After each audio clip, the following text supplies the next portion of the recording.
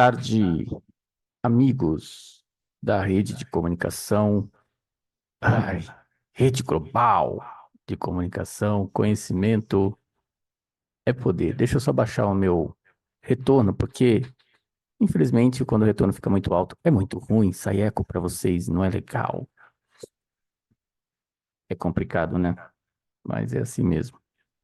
Bom, hoje nós estamos aqui com a nossa querida Liliana Prados e nós vamos falar sobre educação disruptiva. E hoje vamos falar sobre aprendizado baseado em projetos. E a Liliana, na última live, ela fez uma apresentação muito legal. A gente teve um debate bem interessante.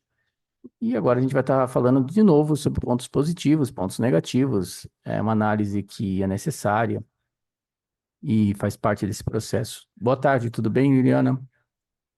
Boa tarde, Edson. Boa tarde, nossa audiência.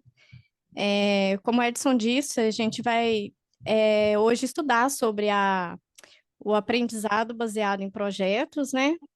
E eu acho até bom depois a gente começar contextualizando, né, conceituando um pouco sobre como se dá essa metodologia de aprendizagem.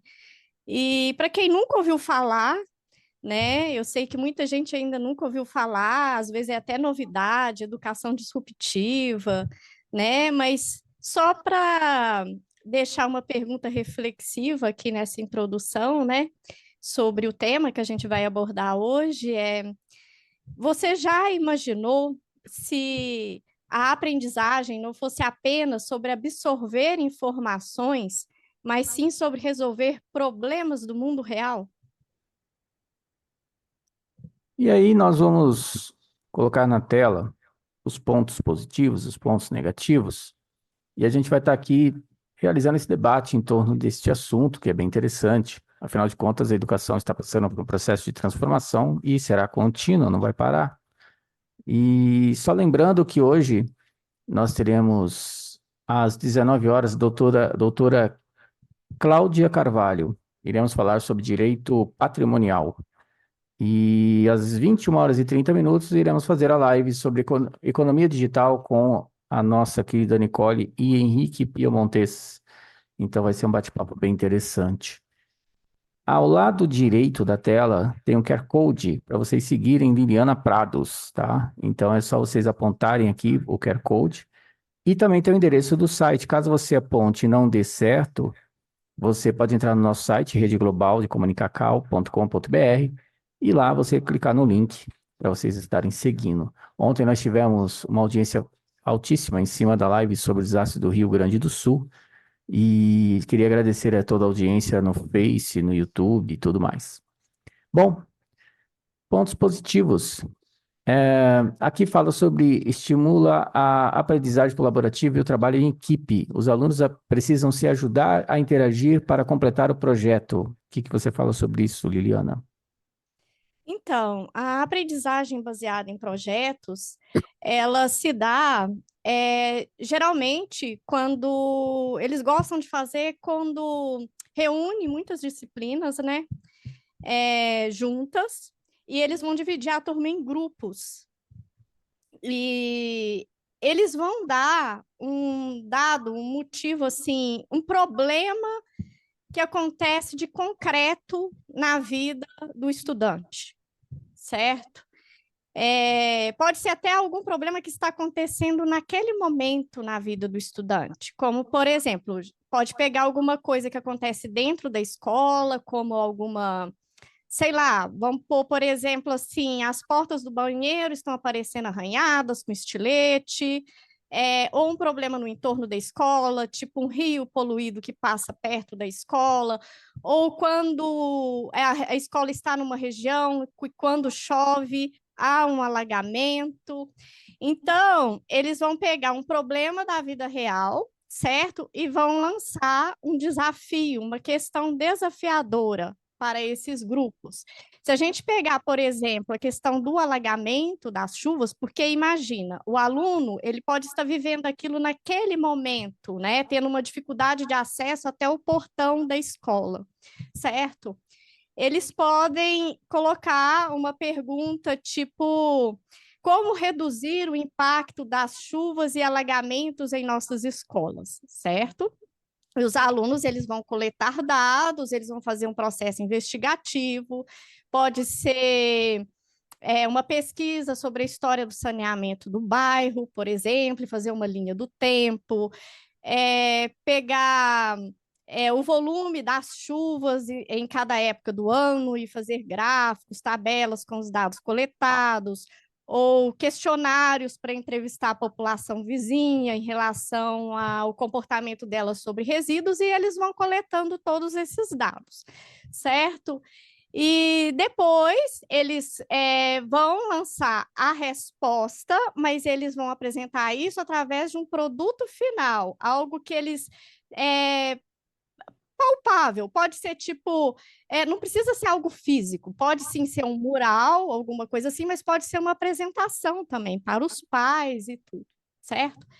E depois disso eles vão se reunir e que é o momento final da apresentação, baseado em projetos, que eles vão ter uma discussão e feedback com todos os alunos, né? Que cada grupo vai apresentar quais foram os pontos fortes, os pontos fracos da pesquisa para gerar um processo reflexivo para o aluno, certo? E quanto ao ponto positivo aí que o Edson estava falando, sobre o trabalho em equipe, sim, ele é um ponto positivo porque eles vão estimular o tempo todo a colaboração, né? Cada aluno, ele colabora com o conhecimento, com o dado que ele coletou, e a comunicação, o processo argumentativo do aluno, eles dão muito atenção a isso, tá? Nas escolas, nas universidades disruptivas, o desenvolvimento dessas habilidades socioemocionais e da capacidade do aluno também e buscar o conhecimento, ser o autor da própria aprendizagem, buscar a resposta, e não o professor já entregar a resposta, sabe? O professor vai ser muito um direcionador, né, um guia, aonde vai estar a resposta, mas ele não entrega a resposta pronta, sabe? Então, nesse trabalho em equipe, eles vão desenvolver a comunicação, o pensamento crítico, a criatividade para solucionar o problema. Certo. E aí, agora que a gente colocou esses pontos que você enumerou, são muito interessantes, e de a gente observar, obviamente, que as pessoas que têm oportunidade de participar desses processos nessas escolas certamente têm um desenvolvimento melhor. Mas como você colocou vários pontos, eu quero colocar alguns outros pontos também para a gente fazer o contrabalancear, né? A gente poder fazer uma análise. E essa análise vai ser feita por você. Não é adequada para todas as disciplinas, funciona melhor em áreas como ciências, tecnologia e artes. Alguns alunos podem dominar o projeto e outros ficarem menos participativos, requer habilidade de coordenação do professor. Então, aí eu te faço a seguinte pergunta. Não é adequada a todas as disciplinas, então, obviamente que existirão escolas especializadas. E existe a questão que não consegue envolver todos os alunos, porque cada aluno vai ter uma condição, né, de aprendizado, vai ter o seu time. E ainda se soma ao fato de que professores também têm que ser capacitados e bem capacitados. E nós vivemos uma situação onde o magistério não está dos melhores. Mas acredito que tenha profissionais de ponta que irão participar dessas escolas, eu não tenho dúvida disso, porque você consegue, né? Mas nunca é fácil criar uma equipe, nunca é fácil você montar uma estrutura de trabalho. E então, eu te pergunto o seguinte, observando esses pontos negativos e equacionando, como que você analisa os pontos negativos? Então, realmente vai exigir um tempo considerável mesmo, né, para ser planejado. Não é uma coisa que é fácil de ser planejada, até mesmo para conseguir encaixar no currículo escolar e não deixar um gargalo, um buraco de outras informações importantes que poderia ser passadas no aluno durante o ano letivo, porque é um projeto que ocupa realmente muito tempo do aluno. E não é fácil também para o professor avaliar, porque nesse tipo de ensino, e a gente vai ver durante o decorrer de todas as lives, que nesses processos de ensinos disruptivos, e eles procuram avaliar cada aluno individualmente. E como não é uma coisa que é uma prova para corrigir certo e errado, é uma coisa mais complexa para ser avaliado, sendo que eles avaliam e eles gostam de observar também no aluno o desenvolvimento dessas capacidades socioemocionais e de forma individual. Então, não é uma coisa assim muito fácil para os professores, né? Realmente é desafiador. Na verdade, a gente vai ver que a escola disruptiva, ela também vai ser uma quebra de paradigmas, né? Também em relação ao professor, para ele poder ir reavaliando todos aqueles conceitos que ele aplicava na vida diária dele, principalmente se ele já havia trabalhado nas escolas tradicionais, né? Porque você imagina um professor sair de um local em que ele era aquela figura central do saber, em que um aluno geralmente sentava olhando para as costas do outro, né? E sempre na mesma carteira, e o aluno do lado geralmente era sempre o mesmo até o fim do ano, né? Então, eles mudam toda essa estrutura, eles mudam até a arquitetura escolar, né? Até a arquitetura já é uma quebra, já é diferente porque eles gostam de fazer os alunos olharem para frente do outro aluno, sabe?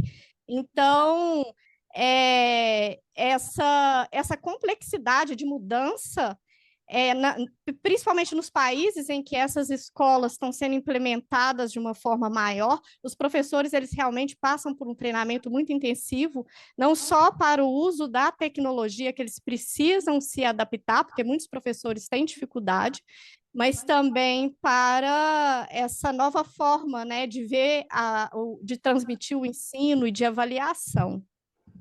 Da forma que você avalia, porque você é uma pessoa que estuda profundamente qualquer coisa, põe um desafio na sua frente, você cai de cabeça. Então, eu sei que você deve ter estudado muito sobre o assunto. Então, eu te pergunto o seguinte: por que que isso não é implementado nas escolas públicas, nas escolas estaduais? Por que que isso não faz parte de uma transformação do ensino, na sua opinião? Na sua opinião. Depois eu dou a minha. Tá. Olha, na minha opinião, primeiro que no Brasil realmente há pouquíssimas ainda está assim no início, né? Então aqui no Brasil a gente quase não vê esse tipo de escola. Realmente é muito pouco. Agora, em países mais desenvolvidos, onde há mais recursos financeiros, pelo menos na Finlândia, eu sei que eles instalam isso também já em escolas públicas, né? Mas eu ainda não consegui identificar, Edson, um ponto assim para responder melhor a sua pergunta, para te falar a verdade. Tá, então vamos lá. Número um, corrupção. O dinheiro não chega. O dinheiro simplesmente não chega, o dinheiro não vai para lá. Quando eu tinha uma revista, eu atuava em 8 cidades e eu tinha uma distribuição muito grande. Eu observava a corrupção dentro das prefeituras. E então, o desvio de dinheiro é algo tão comum e tão aceito pela população que elas não questionam nada.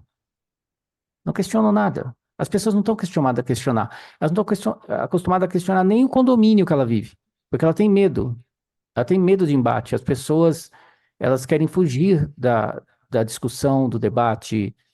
E, claro, né, a coisa vai subindo de nível conforme você vai aprofundando. Então, se você percebe que é algo ilícito, é algo errado, e você vai aprofundando, vai chegar um momento em que alguém vai falar para você, então, até onde a gente vai com isso, né?